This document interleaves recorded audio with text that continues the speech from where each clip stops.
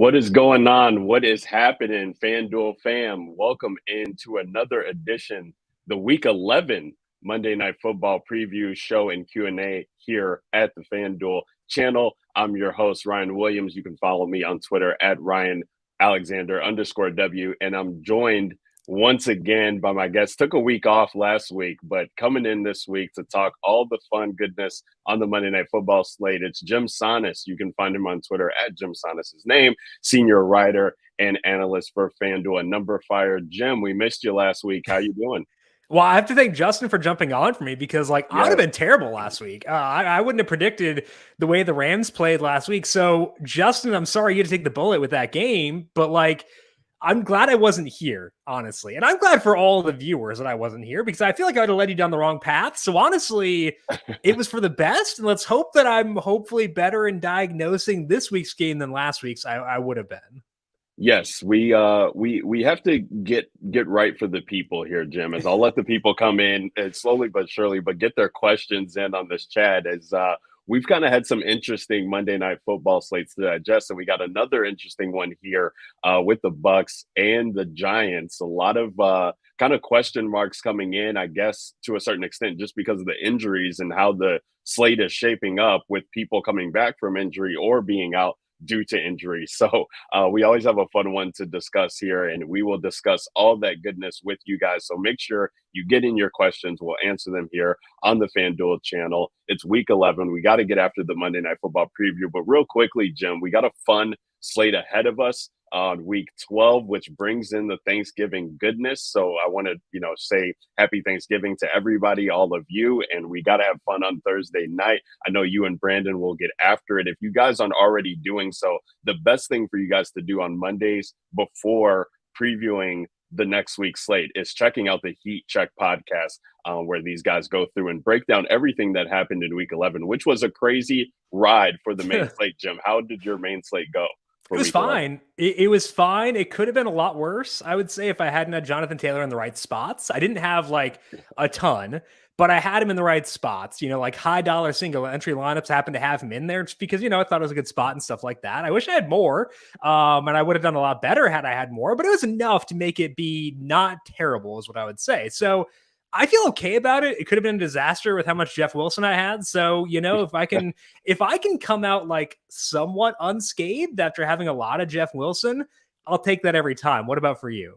Yeah, I mean, Jeff Wilson, and to be fair with Jeff Wilson, I locked him in across every lineup. I mean, his price was just incredible for the role that we were expecting him to see with Hasty being out, Mitchell being out. Yeah. And I'm going to play that play 10 out of 10 times every time. Right. He missed, I believe, a pass-catching touchdown where he was wide open. Jimmy G overthrew him. He had a couple other chances in the red zone to score. So that play is totally 100% different, Jim, if that breaks, a couple different ways. And, by having Jonathan Taylor along with a guy like, I'm going to say Mitchell, a guy like Jeff Wilson, that really could have opened things up for you. Especially, if you played the KC and Dallas game, right, which is where everybody was going in the afternoon. Right? Fair enough.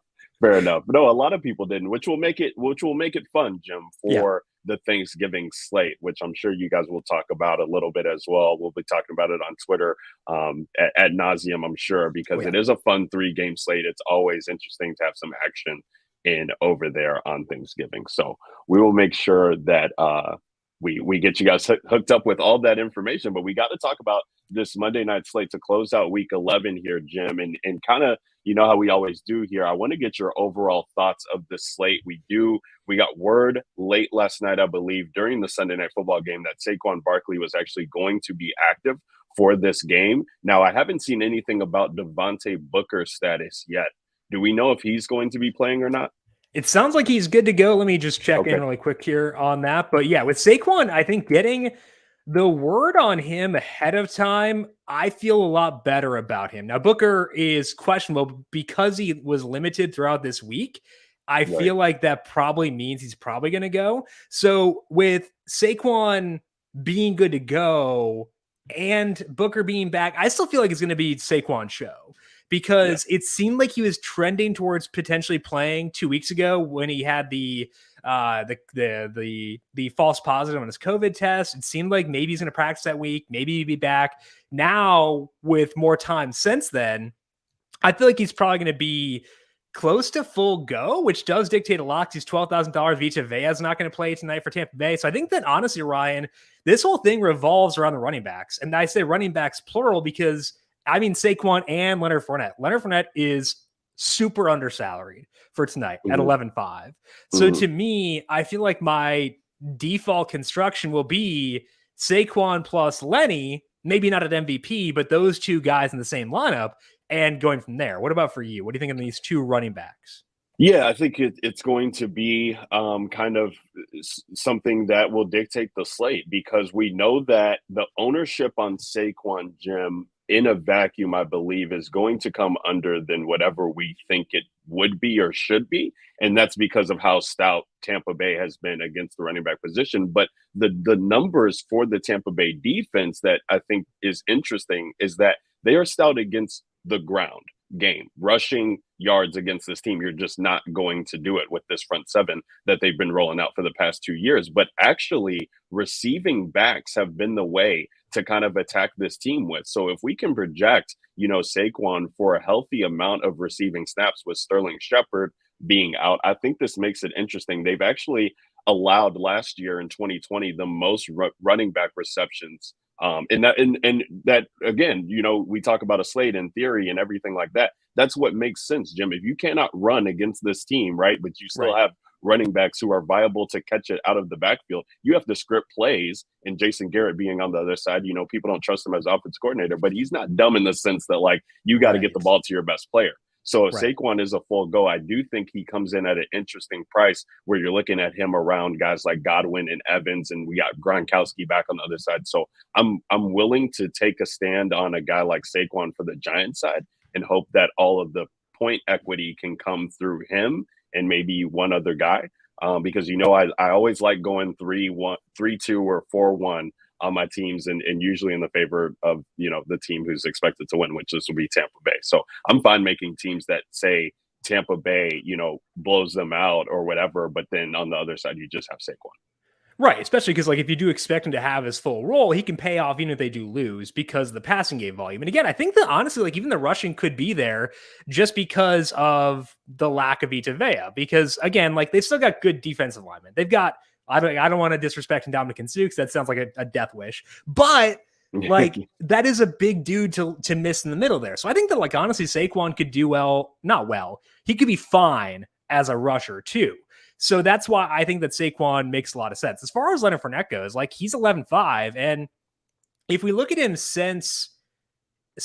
Giovanni Bernard missed a game, came back. Even when he came back, Leonard Fournette still had a really good role, and he's been solid for fantasy ever since then. I know he's had a couple of iffy or whatever games, but he's been paying off without touchdowns. And that to me is a key thing for DFS. I want guys who can come through without touchdowns because it means that they do get a touchdown, they're going to be awesome.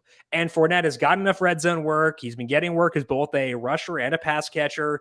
This Giants defense really bad against the rush. So honestly, I'm not just considering Fournette as a guy. I think he's an MVP consideration. Consideration is the word I want to use there. But if we're looking for ways to be different, you want to deviate from Tom Brady, deviate from Daniel Jones, the Bucs pass catchers. I think Fournette is a way to deviate without being too stupid. I wasn't going to say without being stupid. Maybe it is stupid. Without being too stupid is the way I'll phrase that instead.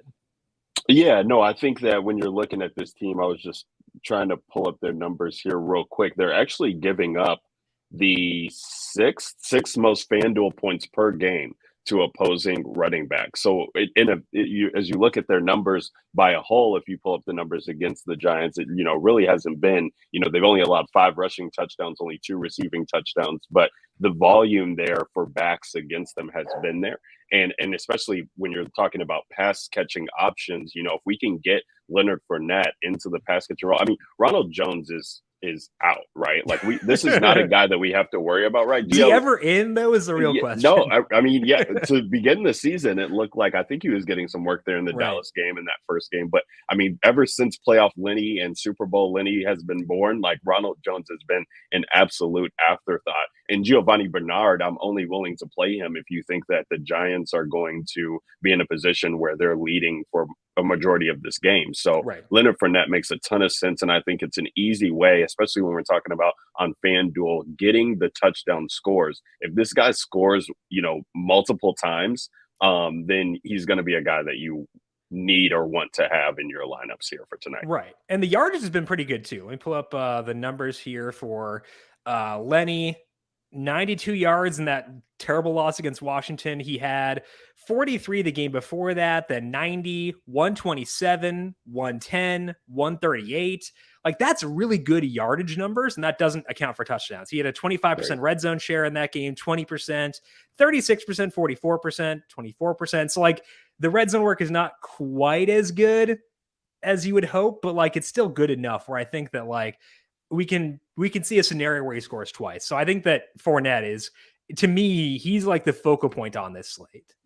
Yes. And maybe most people won't look there, right? Because we do have Antonio Brown out again. So I think a lot of people are going to look at how do I get Mike Evans and Chris Godwin into my, lineups with Tom Brady. I see a lot of people in the chat already asking about, Brady and Fournette at MVP. I think that for the Tampa Bay options, that makes the most sense for MVP. Shout out to Grim Fan, who's joining us here from the YouTube chat asking that question. I think that Brady MVP for me makes a ton of sense, whether I'm attacking Fournette or not. I mean, just the way that you can get points against the secondary for the Giants. They're seeing like the fourth most passing attempts. This is right up Tom Brady's alley, where we know that they're going to be aggressive in passing, even in a neutral game script. So I loved putting in Tom Brady. And then, maybe Evans catches one, Godwin catches one, Gronk's back, he could catch one, Fournette could catch or run for one, So it's like you can have all of the Tampa Bay scoring possibly just through this one guy and getting him at the MVP spot. I love that. Especially because we've seen Tampa Bay be crazy, crazy pass heavy in close this year. Like it means that they're probably due for some regression, but it also seems like that's what they just want to do. Like it could mean that like the touchdown rate would regress, but like if that's what they want to do, like sure, regression may hit, but they're still probably going to be above average in terms of how they score their touchdowns. So I think that although I think that Fournette is interesting as an MVP pivot, it is strictly as a pivot. Default is Tom Brady. Yes. You're very right there, where Brady is like the main guy you turn to there. Right. And let's talk about some narrative here. And shout out to everybody. Let me backtrack here. Shout out to everybody who's joining us in the chat. I see DJ Cassier joining us here. Of course, he has to join when you're on here, Jim. Jim took a week off and for giving me a bad survival advice. So I didn't lead you astray this week, DJ. I was talking to Ryan about this before the show. I think someone asked about the Browns. It was either you or Grim Fan asked about the Browns in chat last week, and I was like, I don't want any part of it. I want nothing to do with this. They won. It was not easy. It was not pretty, but I just feel good that nothing terrible happened this time for once. Right. Exactly.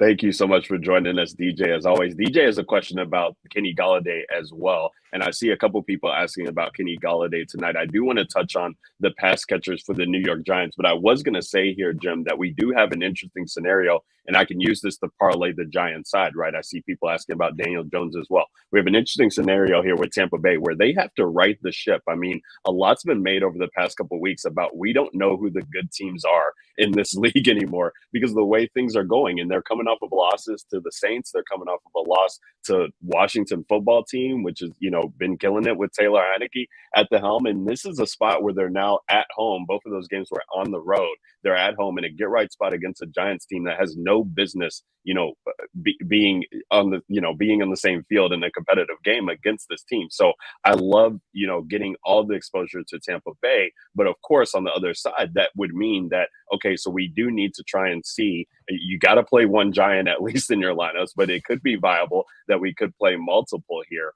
I saw that, I think it was Ryan Bennett. Yeah, Ryan Bennett on Facebook asking about the Tampa Bay D. Absolutely love the Tampa Bay D tonight. I think you should absolutely be playing them in season long or what have you, where you can get exposure to them. But on the pass catching side, Jim, for the Giants, I do like getting exposure to Daniel Jones, even with him being at 15K, running quarterbacks against this Tampa Bay team have actually had some success. I was trying to pull up their numbers here before, because I think that we've had some interesting games going against this team.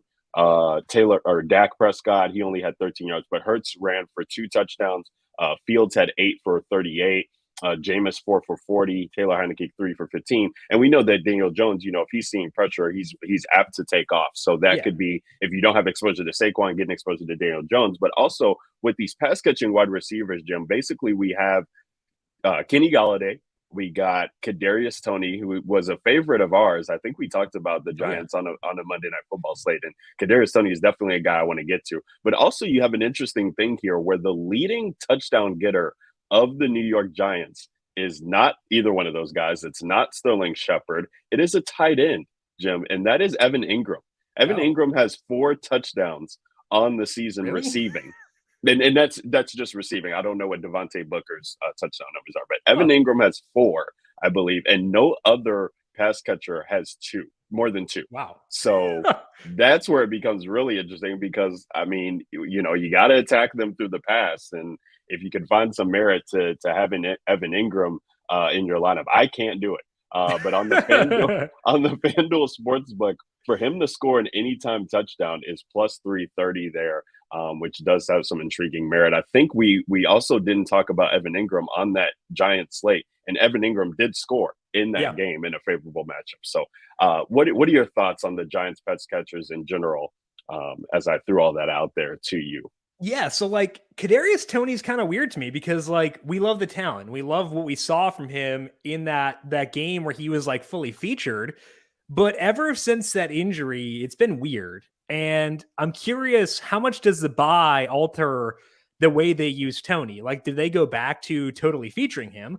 Because I don't think he should be lower salary than Kenny Golladay right now. Toney is 9,000, Golladay is 95. And like, if we're talking about dudes who I would expect to have like big upside, I think it's Toney over Golladay. And maybe that's because Golladay was banged up, didn't get a lot of playing time before their bye. And maybe now that he's had time to rest up, maybe Golladay can reach another level for this team. But I still feel like I lean towards Toney as being the top pass catcher here. And I saw that Grim fan also asked about Darius Slayton. Like, I think that Slayton is interesting too at $7,500. He ran a lot of routes in their most recent game, didn't do anything with it. But I think that like Slayton's in play. So to me, if I had to rank them, I would go Toney, Golladay, Slayton. But if I need to save salary and have to go Slayton as being the top guy, I'd be okay with that. I don't know if I'm like too dynasty brain. I have Darius Slayton on 2 dynasty teams. Like if I've been poisoned by that, but like, I'm not totally against that thought at $7,500. Yeah, I'm going to pull up here. I usually look at the matchups when it comes to wide receiver cornerback and just look at who's favorable, because there have been some secondary issues as far as injury goes with Tampa Bay, and Darius Slayton does make a lot of sense, I think, when you can talk about who can you get if you play him at 7,500. And we know that, I mean, he is the A-dot person on this team, right? He's catching the deep ball. So if he gets loose for a big score, that could be enough to pay off dividends. I do think that Toney, I love Toney, and I think my initial reaction to the slate was going to be to just jam him in, because I think he had the most upside with Saquon not being healthy. But if Saquon's healthy, I do think that kind of takes away some of that lower equity, low A-dot stuff that he would have been getting had Saquon not been out there. And so I think that Golladay does make some sense, just in the standpoint of he's the highest priced Giants, wide receiver. And when you're having to make decisions, on those guys, people will just look to take the cheaper option. Right.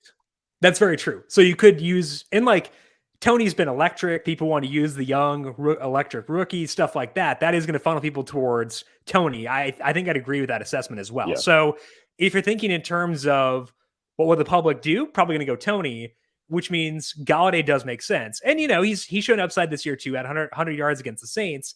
He's shown the ability to do that. And now he's healthier because he had the bye to rest up. So I think that thought process is pretty good in terms of people may be lower on Golladay, thus upping the appeal in him.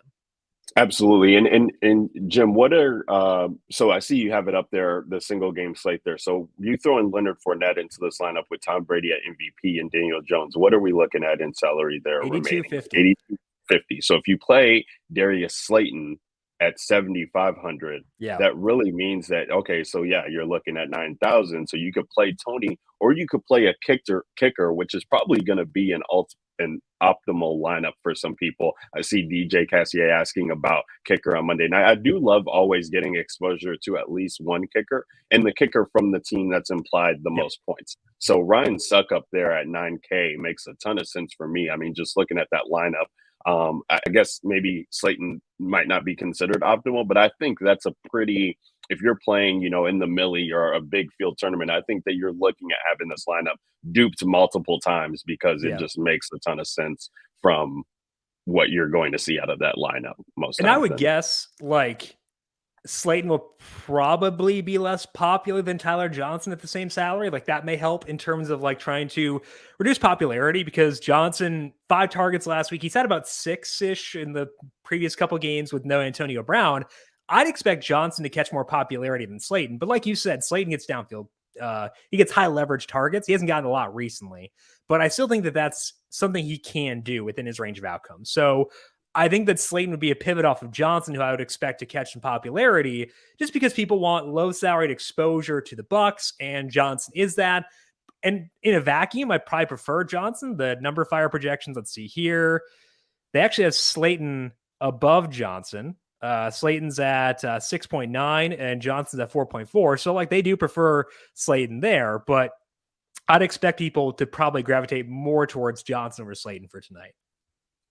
Excellent. And just as we're talking kind of on these pass catchers before we move on, because I did see Grim Fan asking about prop bets, and I do want to make sure we touch on a little bit of what's going on at the FanDuel Sportsbook tonight. What are your thoughts on a guy like Tyler Johnson for the Tampa Bay Buccaneers, Jim? This is a guy who's kind of filled in for Antonio Brown while he's been out. We're going to have Antonio Brown out yet again, although it looks like he is doing somewhat of football activity, so he might not be out for that much longer. And the scoring numbers for Tampa Bay, I was kind of looking at a stat here with Antonio Brown on and off the field, and it's actually been they scored 30 plus points in 4 out of 24 games since adding Antonio Brown. And points without Antonio Brown, they've only scored over 30 once. The other 3 games, they've scored 24 points, 27 points, 19 points. So we can see how much of Antonio Brown means to the team. I just kind of wanted to throw that out there just from an overall view of the state, which kind of has me just playing, Tom Brady and Fournette from the Tampa Bay side of just giving me equity of the touchdowns and not have to guess on these pass catchers. But Tyler Johnson, I think if you're multi-entering, does make a lot of sense. I'm not sure if you're seeing his snap share numbers or anything like that, but this is a guy who seems to be one of Tom Brady's favorites. But that was again without Gronk. I'm not sure if Gronk being back has anything to do with how you feel about him.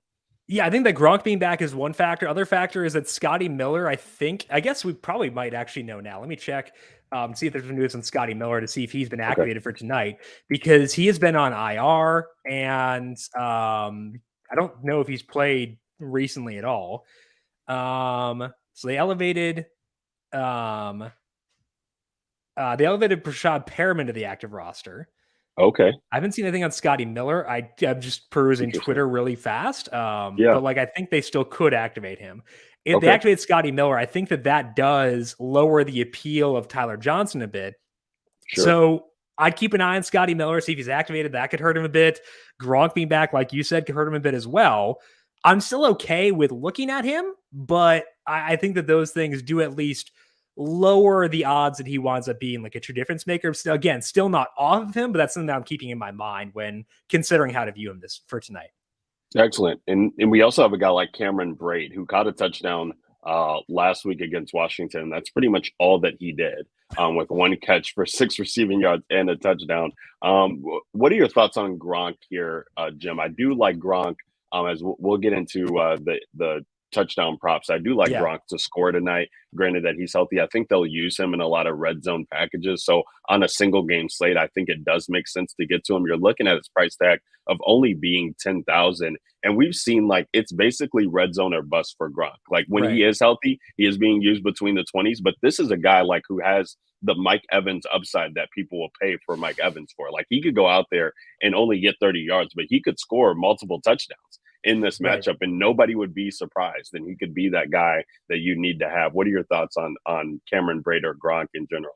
Well, Gronk has done that twice already this year. Like it's Yeah, easy to forget because it happened so long ago, but like he had two touchdown games to open the year in the first two games, right, which is absurd. And actually had like some kind of yardage juice in that first game against Dallas as well. So it just depends on what you read of his health is. He didn't practice on Saturday, I think it was, but that was due to right, rest, it seemed like. So right, like everything is said that he's going to play. So I expect him to be active. It's just a question of how active do you expect him to be? And like right. probably decently so. I think that the salary of $10,000 means I'd be more willing to use him in the prop market than the DFS slate because that is above Tony, above Galladay and stuff like that. But I'm not totally off just because it does seem like they've learned their lesson and might not use him if he weren't fully healthy based on what happened in that Saints game. No, absolutely. And that a lot was being made of that Saturday notion. And if that's going to keep his ownership down, I kind of love Yeah, that because he was a full participant, I believe, he in was. Thursday and Friday Yeah. leading up to that point. So that is one where I'm not going to hold any merit to that. I mean, you were talking about if this was a Sunday slate, Fridays before Sunday are just walkthroughs. So, him missing Saturday, like that's just a walkthrough miss that we can, mostly think about. So he was really a full participant in the majority of their practice sessions. So love getting to Gronk tonight. I think I had mentioned his anytime touchdown prop, I believe, is plus 170 now on the FanDuel Sportsbook. Absolutely love getting action on that. The Giant side is really tough for me to kind of get behind, especially with Saquon being out. He's plus 155 to score anytime. I do love that. I do actually love getting action on Daniel Jones to score. We've talked about this on Island Games a ton. These quarterbacks who have upside to kind of run it in. And he's a guy who, we're not talking about him like Tom Brady being stopped on the one in a QB sneak. Like he can break off a run Right. from outside and get in there. So plus 430 on Daniel Jones has me definitely intrigued. I think his rushing prop, if you go over there and look at it, it's 21.5. And this is one that I'm also inclined to take too. This guy has rushing totals of 27, 95, 39, 27, 28. So, I mean, getting action on that number just feels way too low. Are there any props that you're looking at, Jim, at this point in time? Everything with Saquon's name next to it because I expect him Okay. to be pretty healthy. So Yes. honestly, like his anytime touchdown number was longer. I think it was plus 160 earlier. It's now plus 155. So I'm getting pushed down a bit. I still think that there is value there, but hopefully you would have gotten in on that one earlier on. Plus 155, I think is still a fair number. But I think the best place to get access to Saquon now is the rushing yardage number, 42.5. Again, combining the fact that Saquon seems healthy with the fact that Right. Vita Vea is not going to play this game. And that to me says Saquon probably going to go over 42.5. The number fire projections have him for like 60 something, I think, which Okay. probably feels a little high. But like, I think that it's right to be over on that number. So I think that the Yes. Saquon over 42.5 is a good one for me. The Saquon first touchdown prop was plus 1100. Let me check that Okay. now. That is 9-1 now. So that's gone. I wouldn't touch that now. But if when it was plus 1100, I liked it. Now 9-1, less intrigued. So I think that the best one is the rushing number at 42.5. Let's see what his rushing plus receiving number is. Probably around 80, if I had Yeah, to I was guess. looking. It's lower than that, Jim. 69.5. Wow. Okay, Yeah. that's my favorite then. Let's go That with is that. amazing. I want that one. Yeah, that is an amazing prop. I was going to kind of touch on that as you were bringing up his rushing yards because I mean, just getting only 20 more yards when you're talking Yeah. about the receiving numbers that he could be seeing, that's absolutely a slam dunk Give me that. prop bet more often than not. So love that. First touchdown for Daniel Jones there is 2,400. Of course, I'll have action on that as you were talking about the first touchdowns. Those are always fun to have action on. And then if we're Yeah. looking at the odds boost here on the FanDuel Sportsbook, guys, you got one touchdown to be scored in each quarter of the Buccaneers and Giants game tonight at plus 175, but you have Tom Brady throwing for 250 pass yards, and Leonard Fernett to score once at plus 220. That is one that I will definitely have action on. I think that it's an odds boost, so max bet of 50 to pay out there would be absolutely incredible to get a 110 payout on if you max that bet. So interesting. I can get behind that one. I can get behind that. Yes. That one works. I mean, I'm always skeptical of odds boost. I know probably shouldn't say it on like whatever. Anyway, I'm always wary because it's like, why are they boosting it? But that one I actually like a lot. I think that one's pretty fun. Yes. So we're getting up against the clock here. Shout out to everybody who is joining us, and shout out to Grim Fan in the chat here on YouTube doing our work for us, Jim. He reached out to a guy, Deacon, who's coming in on the YouTube channel, who asked about a trade for one of his players, and Grim Fan, shouting out the YouTube that we have going on here for tomorrow's FanDuel stream. Much more of a question for tomorrow than tonight. We appreciate you doing that for us, Grim Fan. And Deacon, hopefully you can get over to that stream. If not, make sure you catch the replay on the YouTube channel that will get you covered. Real quickly, Dre Nitty, he was in the chat on Facebook. Want to make sure I get to your question here, Jitty, or not even question, but point. You need Fournette and Galladay to combine for 50 points. Have at it, man. I think that you're looking for a Fournette game to carry most of that weight for you. And if you could get maybe 15-ish or 20 out of Galladay, I think you might be feeling all right about that, but that's a tough one. I could use about 60 from Fournette myself. So let's go for 60 with Lenny tonight.